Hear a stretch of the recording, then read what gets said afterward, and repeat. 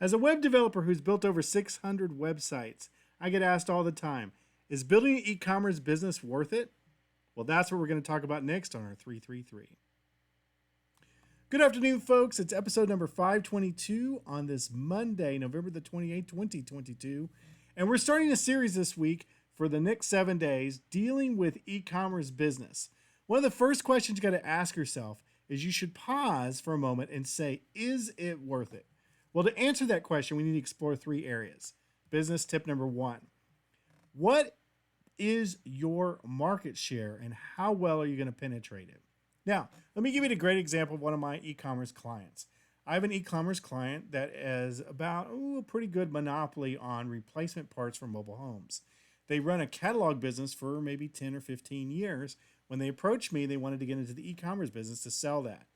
Did they have a market? You betcha. Did they have a good chunk of that market? You betcha. Do you think they did well with having e-commerce business in that market? You betcha. So the first question you got to ask yourself is, do you have a good market? Over the past couple of years, I had a bunch of clients go into the CBD oil business, like 10 or 20 of them.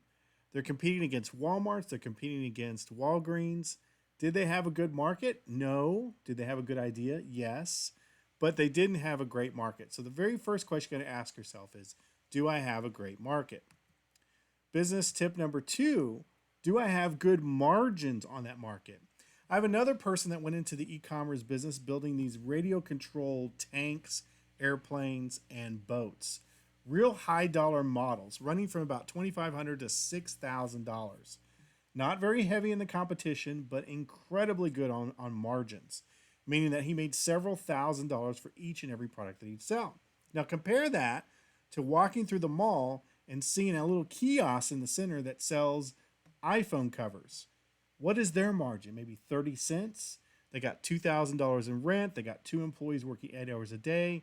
They got to sell 10,000 of those covers in order just to even make $1,000. Low margins, probably not a good business model.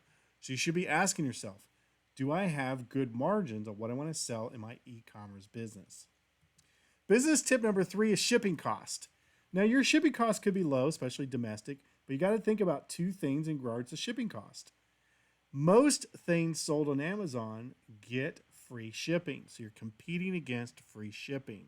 Number 2, most people can walk into a store and buy something like at Walmart without paying a shipping cost. So you must consider shipping costs as perhaps a cost factor that goes against your margin. So again, thinking all of these items through, we have to re-ask ourselves, is the e-commerce business worth it when I consider my market, my margins, and shipping? And for most of us listening to this video, it's not. Take it from a business web developer who's been doing this for 13 years. Most of the e-commerce business websites I build are never going to be profitable. So the first question you got to ask yourself is it worth it? And if it is worth it, I got 6 more videos to tell you how we're going to market that better. Until then, I want you guys to be awesome. Now go back to sleep.